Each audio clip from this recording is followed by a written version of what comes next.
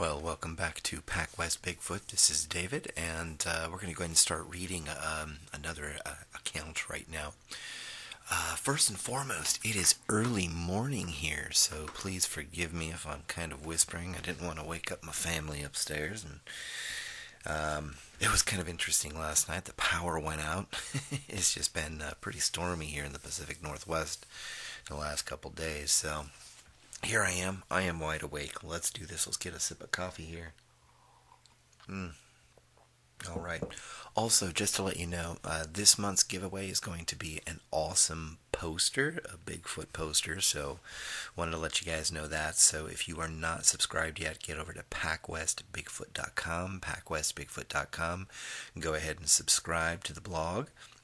And I'm going to pull a name, one name every month. On the 21st of every month, I'm going to pull a name off of there, and that person's going to win something awesome. So there we have it. All right. So with that, let's get into today's encounter. And this one came from a story a while back that I read, and the individual who gave me the story of the story, the encounter,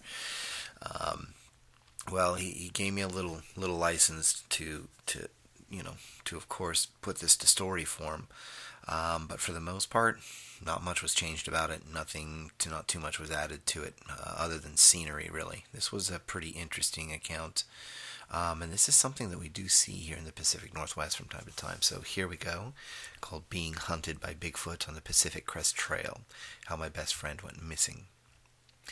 I know it sounds crazy, but Bigfoot had everything to do with my friend who went missing on the Pacific Crest Trail. I know, I was there. There are stories of people who go missing in the forest all the time, especially in the forests of the Pacific Northwest.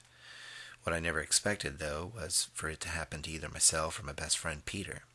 I will not use his real name. During our yearly summer PCT hike. Here's my story of my friend Peter, who is still missing today, Dave. And I'm telling you, it was Bigfoot who took him. The yearly PC trek. Before I tell you what happened and why I know it was Bigfoot that took my friend, let me get relaxed first by telling you about why we trek the PCT each year in the first place. This ought to help me relax a bit, and by the way, I do not go into the woods at all anymore, ever.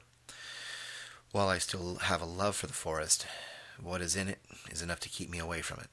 Like I said, this is a yearly trek Peter and I had taken 7 times since we both graduated from high school. Even through our college years, we took that trip. He was my best friend, and I miss the guy. It started at graduation, actually, in 1999. We both grew up around Seattle, Washington, went to school together, played baseball together, and our families were close as well. So close, in fact, sometimes the family camping trip was planned out with Pete's family most summers. So yes, we were great friends, brothers more like it. Those camping trips as kids growing up grew into a passion for the both of us of the outdoors in general, from fishing to hiking and onto hunting and even rock climbing or bouldering. If it had to do with the outdoors, we loved it. It was our graduation gift to hike the Pacific Crest Trail for the first time from one side of Washington to the other. We got the okay from our parents and a ton of hiking equipment as a graduation gift. They must have spent a pretty penny too. Everything we needed was there, plus a couple of gift certificates to REI for future use. So, with everything you need for a through hike, we were off to start building a huge passion for hiking the PCT. The 8th through hike. Our 8th hike would be through Oregon. We would start around Mount Ashland area, where the PCT cuts through, and follow that to where it ends at the Bridge of the Gods. We would also stay the night there to get some fishing in before Peter's dad would come and pick us up. We both worked for ourselves. I had become a photographer and still am. And Peter, well, he was actually a disc jockey. However, he was a good one who was starting to get some notoriety at that time from a couple of labels and some pretty popular annual and regional venues. July was our month that year, Dave, and we were set to go. We cleared the calendar of everything for this trip. We flew to Medford International Airport. From there, we would have an old friend from Seattle, now teaching at Southern Oregon University, carry us up and drop us off near Mount Ashland on the Pacific Crest Trail. From there, we started From where we started, we could see the mountain and Pilot Rock, a volcanic plug that is visible for miles just east of the I-5 north of California, Oregon border. The weather for the next few weeks was expected to be decent, but there were no guarantees. It was the Pacific Northwest. The weather is rather unpredictable here, so we brought weatherized gear and clothing as well. What we could handle, that is. Yes, we had GPS with us, a map of the trail and Oregon in general. Plus, we carried one cell phone that would only be turned on in case of an emergency or checking in. This was to be a literal 30-day hike. We wanted to relish it all, and I wanted to get some stunning pictures of the land and some night photography done too. I packed lightly with the camera equipment. I only brought one camera, three lenses, a cleaning kit, three small extra batteries, and a super lightweight tripod I could strap on my backpack. We were ready to take the first step on a perfectly gorgeous 82-degree day in southern Oregon. For 30 days, to get nearly 500 miles, we'd need to hike at least 15 to 16 miles a day. That was easy. We were still young in body and mind. The first week was great and rather uneventful, minus a couple of blisters that were forming on my left foot. But I brought a little something for that, and it seemed to get better, or at least not worsen as we traveled on. Passing Mount McLaughlin was a bit tedious for the first part of the hike, but it was still not until we were to hit the Willamette National Forest around Mount Bachelor, well, about 40 or 50 miles south of that, we started to see and hear weird things that started to happen. I will tell you this, we've both been out in the middle of nowhere many times, and we have both heard things in Washington State that was just off. I have heard tree knocks in the middle of the day and night, and the both of us near Mount St. Helens heard what sounded like a human scream about 4 years ago on a camping trip. Bigfoot had been a discussion, and for Peter, well, he was a little more skeptical about the existence of such a monster of the woods than I was, even up to the week of his disappearance. I had a healthier belief, I think, of Bigfoot than Peter. I was not sold on the idea it did exist, but I was open to it and fell on the side that it did. Or that if it did, well, I need to at least be careful while hiking or just out enjoying the outdoors. I erred on the side of safety, where Peter, well, he just erred sometimes. I hate to say that about my best friend, but it was the reason for his being gone today. Back to the hiking trip. We had made it past the Watchman, where we would hang out and would take some awesome night sky pictures over Crater Lake. By the time we hit Mount Thielsen, we were feeling a little rugged, tired, I guess you could say. We were moving a little too fast and covering almost an extra 3 to 5 miles a day by the time we were headed into the Willamette National Forest, so we decided to take an extra day there to recoup and then get back on the trail. 48 hours later, we were right back at it. 2 days later, we were up around the Waldo Lake area when that night, while relaxing by the fire, we started hearing tree knocks. It would not stop at that for almost 2 days. But that was where the madness started, with tree knocks. Raining rocks and tree knocks. There was a little drizzle that first evening when the trip would turn into a nightmare, so we sat under a tarp we tied to ends of trees. That would be our makeshift tent that night. As we sat there talking about the less than half of the trip, we heard 3 wood knocks, similar to the ones we'd heard in Mount St. Helens that time. It was close enough to grab our attention. I mean real close, like within 20 to 30 yards to the west of our plastic tarp lean-to.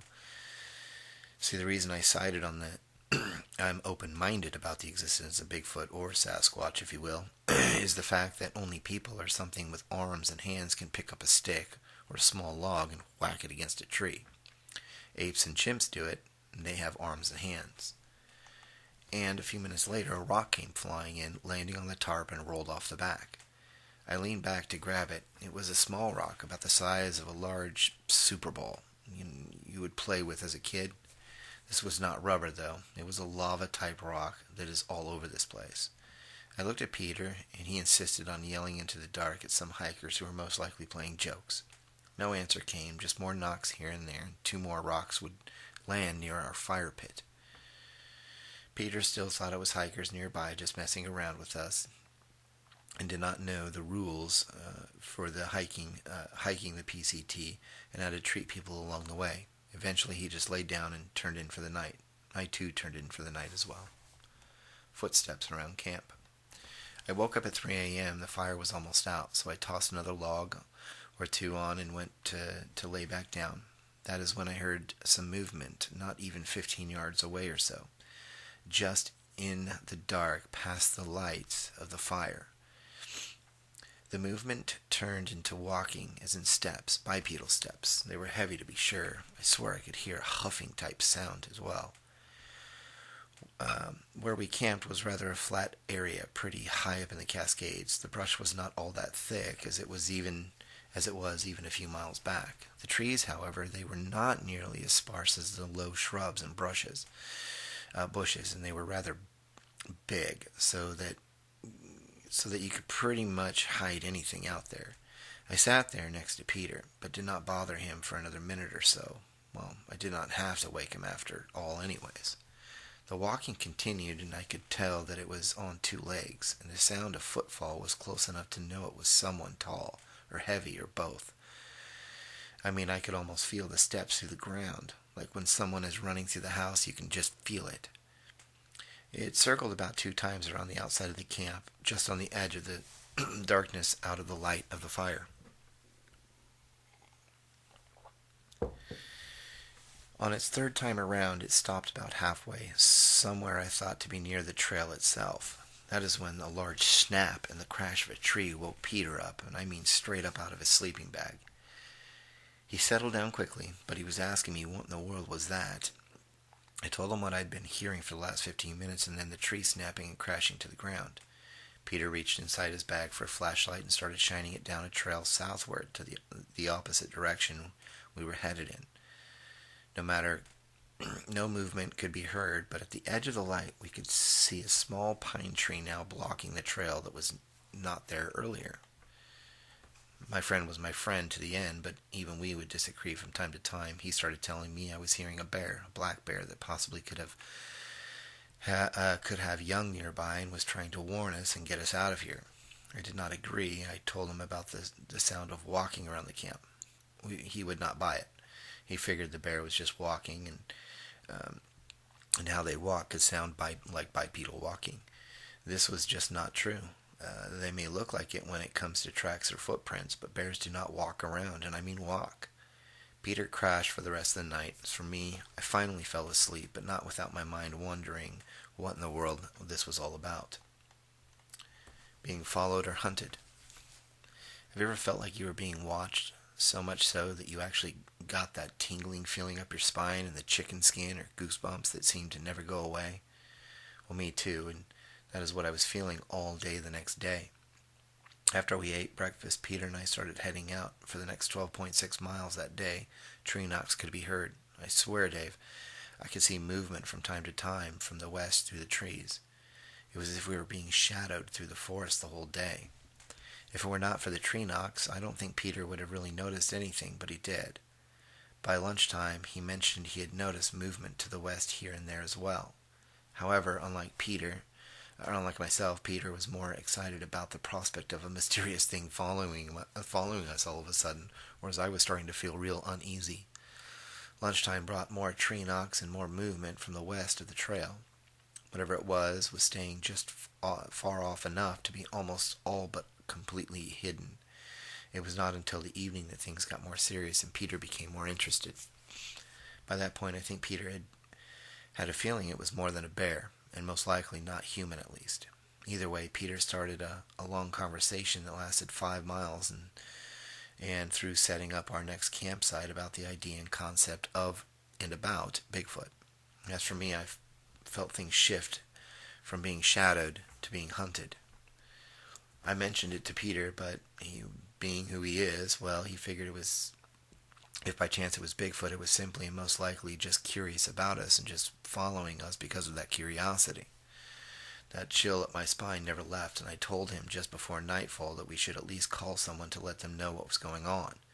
We had been checking in by text every other day anyways. Peter agreed and texted his dad and mom, plus his new girlfriend, of course, where we were via GPS and a short message that we were being shadowed by a small black bear and not to worry. And that would get rid of it. We would get rid of it if we had to by scaring it off. That last part was for his mother to keep her from worrying. The wood knocks still came from time to time, not as frequent as the night before or during the day. This time, however, during the time we were making foiled dinners over the fire, Peter could hear the bipedal walking, the weird heavy footsteps, in other words. That I'm being watched feeling was back, but this time a kind of fear came with it. I felt as though I were really being hunted for real. I started telling Peter that maybe we should just make a call real quick, hunker down for the night and leave in the morning. And I meant calling the trip over. Peter would have none of it. Stubborn he was, and through most of his life, to tell you the truth. At that moment came two whoops. From less than 50 yards away, we could tell. I almost wish it would have just stuck to the knocks, because now that Peter heard it too, he was really excited about the potential Bigfoot we might be encountering. His talk became almost a low whisper as he began to tell me about some of the stories and encounters he read over the years about these creatures. None of them really sounded all that good, so I had no idea why he was so excited, and his sudden interest and belief freaked me out. About an hour after dinner, I had had enough of wood knocks, whoops, and heavy-footed creatures just past the edges of the light in the dark forest of Oregon. I was heading out in the morning. I told Peter how I felt, my plans, when we were to hit the next junction, which brought us within a mile of a Forest Service station that was a working station for sure. Peter, of course, argued the point with me, but being a great friend, understood how I was feeling and sent a text that moment. I could not sleep for a while. I was actually feeling better knowing I was out of there in the morning, even with the whoops and tree knocks that persisted through the night. Morning has broken.